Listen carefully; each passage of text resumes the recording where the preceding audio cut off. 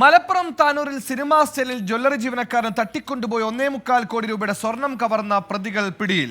കാപ്പ ചുമത്തി നാടുകടത്തപ്പെട്ട പ്രതിയടക്കം 6 പേരെയാണ് Tanur police arrest ചെയ്തത്.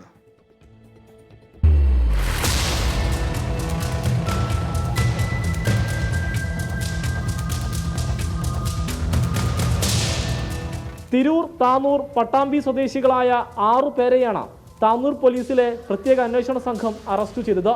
കാപ്പ ചുമത്തി നാടുകടത്തപ്പെട്ട കൊടും ക്രിമിനൽ താനൂർ സ്വദേശി മുഹമ്മദ് റിഷാദ് എന്ന ബാപ്പുട്ടി ജില്ലയ്ക്ക് പുറത്തിരുന്ന് ആസൂത്രണം ചെയ്താണ് കവർച്ച നടത്തിയത്. മുഹമ്മദ് റിഷാദിന് പുറമെ തിരൂർ പച്ചാട്ടിരി സ്വദേശികളായ മുഹമ്മദ് ഷാഫി, ഹാസിഫ്, താനൂർ ആൽബസാർ കുപ്പന്റെ പുരക്കൽ റമീസ്, പട്ടാമ്പി സ്വദേശി വിവേക്, തിരൂർ മീനടത്തൂർ സ്വദേശി മന്നത്ത് നൌഫൽ എന്നിവരെ താനൂർ പോലീസ് അറസ്റ്റ് ചെയ്തു.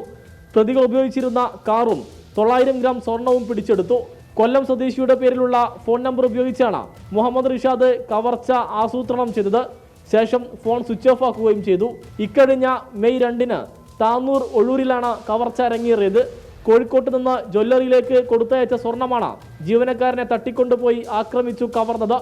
ജ്വല്ലറി ജീവനക്കാരനായ മഹേന്ദ്ര സിംഗ് റാവുവാണ് ആക്രമിക്കപ്പെട്ടത്. സ്വർണം കാണാനെന്ന് പറഞ്ഞ തട്ടിക്കൊണ്ടുപോവുകയും കവർച്ച നടത്തി മഹേന്ദ്ര സിംഗ് റാവുവിനെ ഒഴൂർ ഭാഗത്ത് ഉപേക്ഷിക്കുകയുമായിരുന്നു.